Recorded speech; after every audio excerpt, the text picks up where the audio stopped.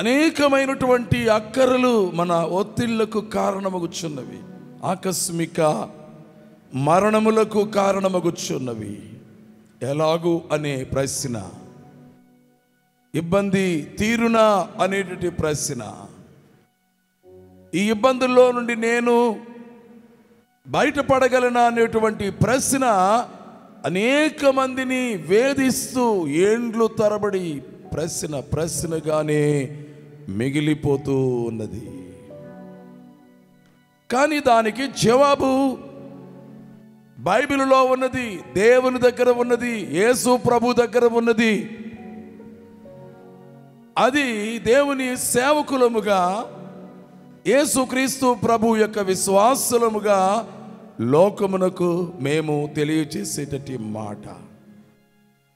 చాలామంది అంటారు, మేమున్నాంగా మీ ఇబ్బందులన్నీ తీర్చేస్తాం అని అంటారు. కానీ అలాగూ అన్న వారికి కూడా వారికి ఉండే ఇబ్బందులు వారికి ఉన్నవి, లేవు అని అనుటకు అవకాశము లేదు. ఒక సంపద మన ముందున్నది, ఒక నిధి మన ముందున్నది, ఒక శ్రీమంతుడు మనకున్నాడు. ఆయనకు కొదువు అనేటటువంటి మాట ఉండదు.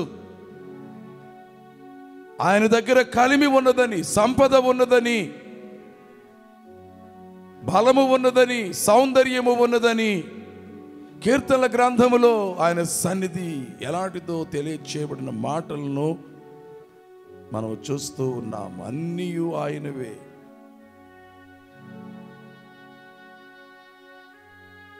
ఎంతమందికి ఏమేమి అవసరమో అవన్నీ అవసరతలను తీర్చగలుగుటూ కావలసినవన్నీ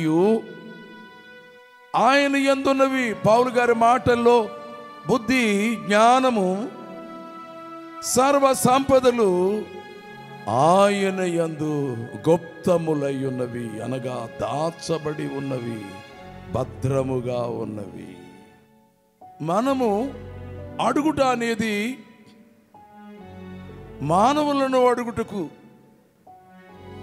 అనేది మానుకొని దేవుని అడుగుట నీవు ఆరంభము చేసినట్లయితే నీ జీవితమునకు శాంతి దొరుకుతుంది. నువ్వు మానవులను అడిగినంత కాలము నీకు అశాంతి, నీకు నెమ్మది లేదు, నీకు బలహీనత, నీకు అనారోగ్యం, నీకు ఆందోళన, నీకు భయము, నిద్ర పట్టదు.